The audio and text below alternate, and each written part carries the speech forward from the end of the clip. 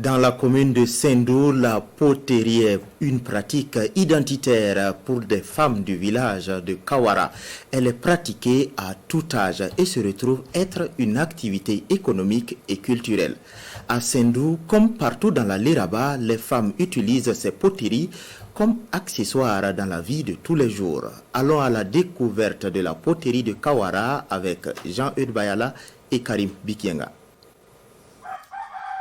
Fatoumata et Mawa sont des travailleuses de l'argile. En 20 minutes, chacune d'elles transforme la pâte en un objet utilitaire. Ce récipient est utilisé pour préparer le couscous. Ce canari est destiné à conserver l'eau et ce dernier est utilisé par les femmes pour mettre de l'encens. Passé l'étape de mise en forme, vient celle de la solidification consistant à passer la poterie au four. Au village de Kawara, l'art de la poterie est une affaire de femmes. Nos mamans transportaient ça sur la tête, aller à 25 à 50 km, aller échanger ça dans d'autres villages, tels que les villages de Weleni, Kankalaba, Lumana, etc., etc.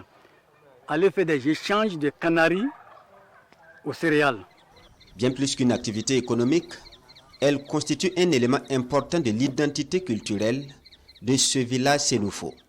Ce genre de séance est régulier dans ce village, particulièrement ici, au quartier Djelisso. La fabrication des pots est enseignée à la jeune génération par les plus anciennes.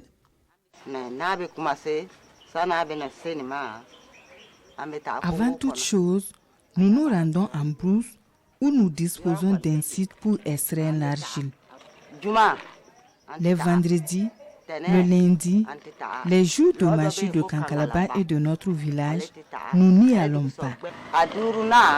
Tous les 5 ans, nous cherchons du riz, un mouton et de l'arachide que nous préparons sur le site en guise de sacrifice pour la prospérité de notre activité. Fatoumata et Mawa ont maintenant fini de fabriquer. Leurs récipients doivent être séchés avant le passage au four. Un four à la belle étoile, exploité avec méthode.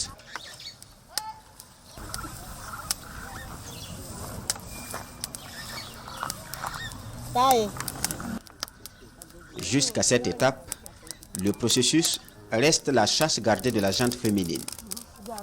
Les hommes interviennent après la solidification. Leur tâche est le transport et la commercialisation du produit fini dans les villages voisins. Nous tous, nous l'avons fait. On a attaché les canaris derrière les motos. D'abord, on a commencé à vélo, à les vendre et revenir dans les communes voisines. Les pots fabriqués sont mis sur le marché, mais ce n'est pas tout. Une partie est utilisée pour les besoins de ménage et de chorégraphie, notamment pendant les parties de Yagua, comme ici.